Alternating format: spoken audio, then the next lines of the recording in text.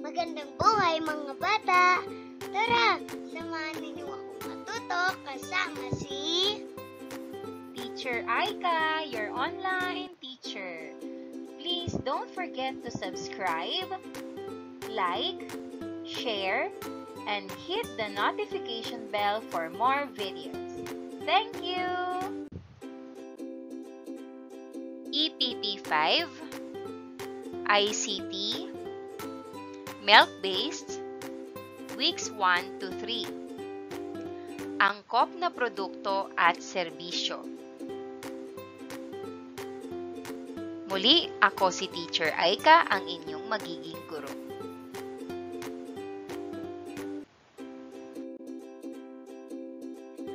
Ang pagnenegosyo ay ang pagbibigay ng produkto at serbisyo ayon sa pangangailangan ng bawat tao sa pamayanan.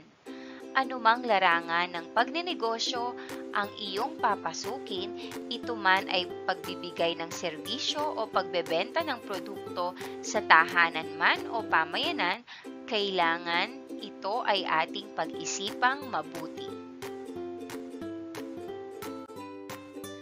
Kailangan alam natin ang pagbebentahan upang alam natin ang pangangailangan ng mga taong ating pagbebentahan. At alam natin kung anong negosyo ang ating pasisimulan. Bilang isang entrepreneur, kailangan tayong maging masinop at malikhain upang mabilis nating mapalago ang negosyong ating itatayo. Kailangan tayong maging mapagmasid at alamin ang mga bagong estratehiya sa pagbebenta ng ating produkto o serbisyong ating ibibigay. Ano nga ba ang pagnenegosyo?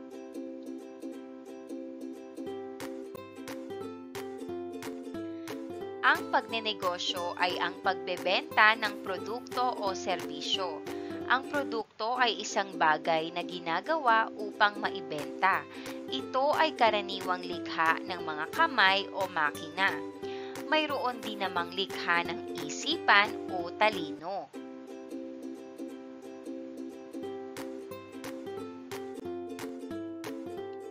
Ang painting, lutong pagkain, at paggawa ng basket ay halimbawa ng likhang kamay. Ang paggawa ng mga sasakyan, computer at cellphone ay likha ng makina. Mga likha naman ng isipan ang pagsusulat ng aklat o kwento o nilikhang mga computer program. Ang serbisyo ang tumutukoy sa sektor ng paglilingkod, pagtatrabaho o pagbibigay ng mga gawain na may sapat na kabayaran ayon sa kasanayan ng isang individual at pangangailangan sa pamayanan. May iba't ibang serbisyo at ito ay nahahati sa iba't ibang sektor ayon sa uri ng kasanayan at kaalaman ng isang individual o grupo na ipamamahagi sa iba. Ilan sa mga sektor na ito ay ang mga professional, technical at may kasanayan o tinatawag nating skilled workers.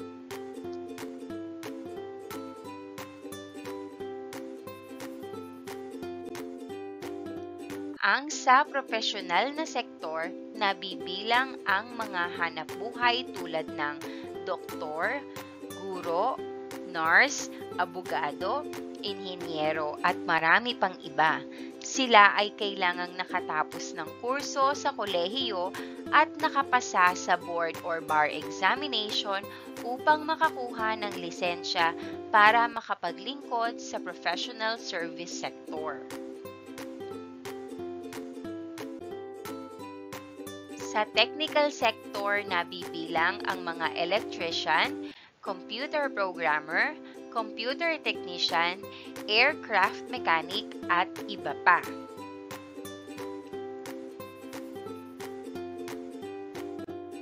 Nabibilang naman sa may kasanayan o skilled ang mga mananahi, sastre, karpintero, pintor, tubero, manikurista at marami pang iba. Ang mga tao o consumer ay may iba't ibang pangangailangan. Maaari itong pampisikal, intelektual, sosyal, emosyonal, o espiritual.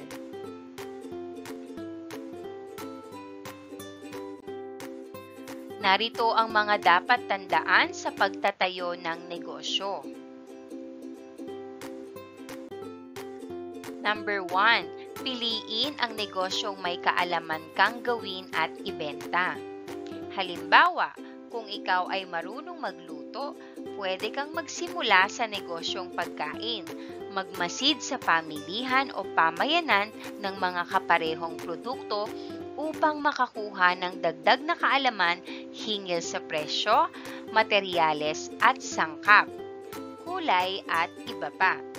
Maaari ring pumili ng paisa-isang piraso ng kahawig na produkto para magsilbing halimbawa sa paggawa ng isang bagong produkto upang ito ay mapaganda pa ang kalidad at itsura.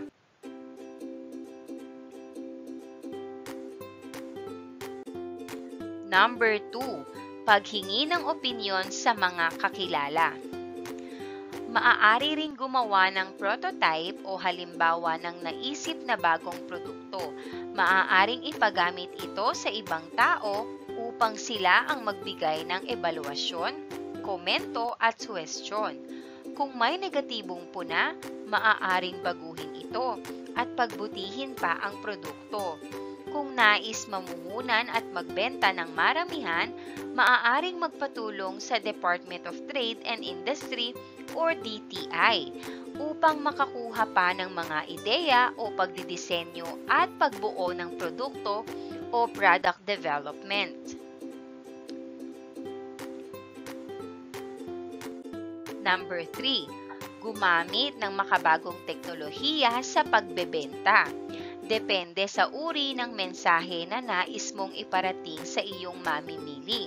Maaari kang gumamit ng mga polyetos, business cards, at advertisements sa dyaryo.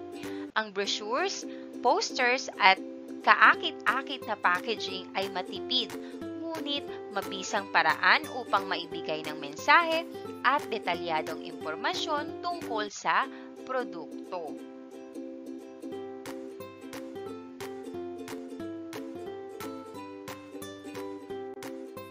Sa paggamit ng makabagong teknolohiya, isa na dito ay ang electronic media. Ito ay paggamit ng telebisyon, radyo at internet upang ipromote ang iyong mga ibinebentang paninda. Popular ngayon ang paggamit ng Facebook, Messenger at iba pa.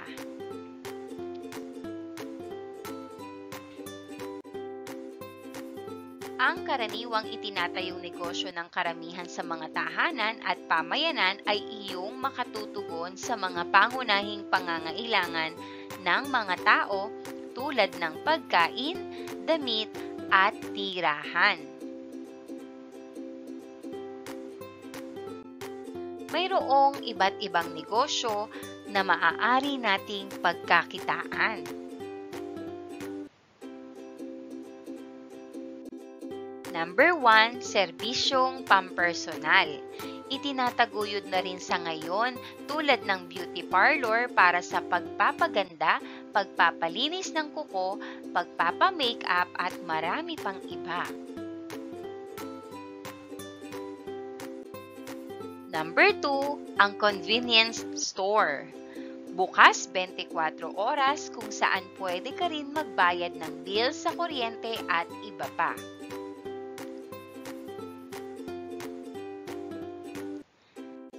Number 3, ang online selling. Ito ay negosyo kung saan maaari kang bumili ng produkto gamit ang internet o online.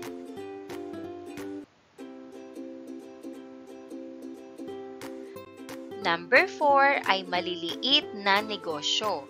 Mga halimbawa ng maliliit na negosyo ay sari-sari store, karinderya, paggawa ng packaging, iniimbak o processed food, handicraft or souvenir shop.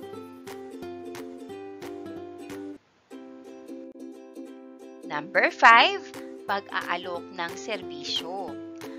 Ang nagkukumpuni ng gamit o repair shop, vulcanizing shop, na gumagawa ng mga sirang gulong ng sasakyan, pagmamaneho ng jeep at tricycle, pagtitinda sa palengke at paglalako, at serbisyong personal tulad ng paglilinis ng bahay, paglalaba at pamamalansya ay ilan lamang sa mga halimbawa ng pag-aalok ng serbisyo.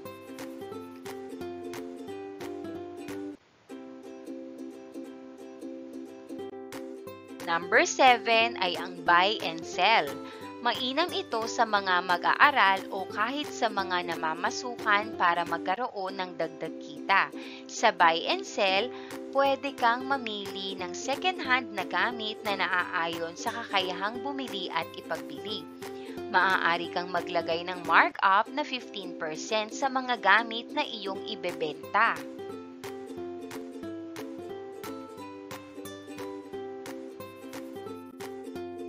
Tandaan, maliit man o malaki ang negosyong bubuksan, kailangan nating kumuha ng lisensya o business permit sa ating lokal na pamahalaan upang mabigyan tayo ng clearance sa negosyong itatayo.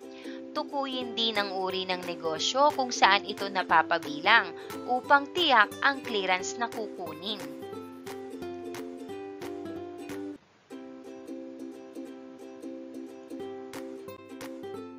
Ang bawat tao o consumer ay may mga pangangailangan na dapat tugunan ng iba't ibang produkto o serbisyo na ibinibigay ng mga taong nabibilang sa professional na sektor, technical na sektor at may kasanayan o skilled sector na kanilang kailangan sa araw-araw na pamumuhay.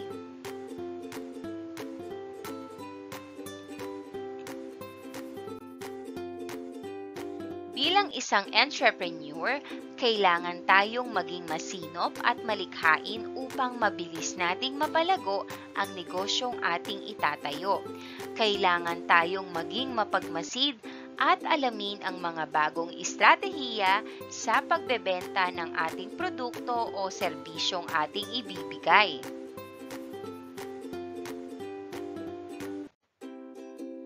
Para sa ating unang gawain, tukuyin kung ang sumusunod na salita o grupo ng mga salitang may salungguhit ay produkto o serbisyo.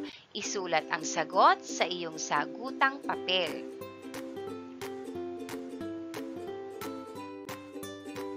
Number 1. Si Maricel ay pumunta sa Baguio upang mamasyal sa loob ng 2 araw.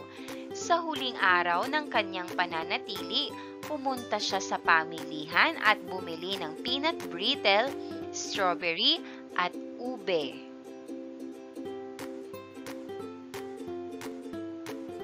Ito ba ay isang serbisyo o produkto? Ang tamang sagot, produkto. Number 2, si Mang Cardo ay isang karpintero. Nag-aayos siya ng mga nasirang bahay. Ito ba ay serbisyo o produkto? Ang tamang sagot, serbisyo. Number 3, maagang pumunta sa mall si Nelia upang bumili ng alkohol at iba pang gamit sa bahay. Ito ba ay serbisyo o produkto? Ang tamang sagot, produkto. Number 4, magpapagawa ng bahay si Mr. Reyes. Kailangan niyang magpagawa ng plano ng bahay sa isang arkitekto. Ito ba ay serbisyo o produkto? Ang tamang sagot, serbisyo.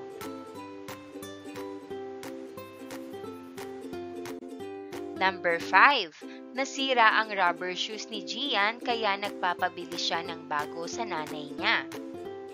Ito ba ay serbisyo o produkto? Ang tamang sagot, produkto.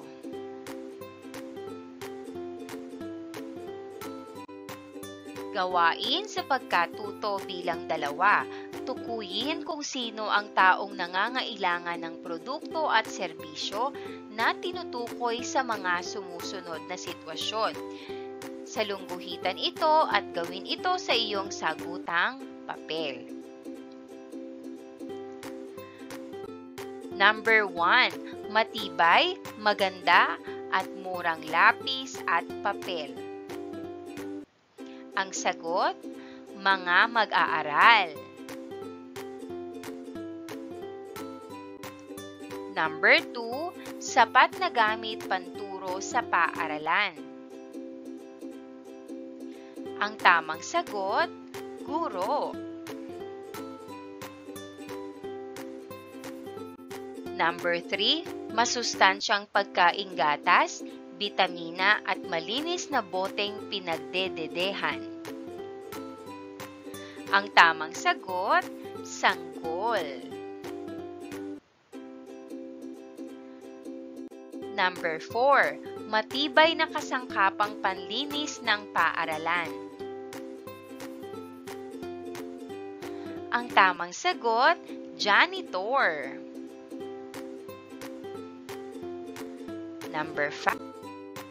Number 5, maayos na panggagamot ng mga kawani ng ospital. Ang tamang sagot, pasyente.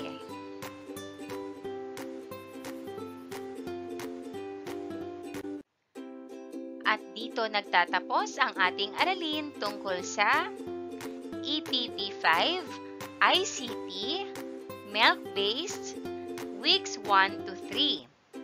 Angkop na produkto at serbisyo. Muli ako si Teacher Aika. Hanggang sa muli nating pagkikita. Paalam!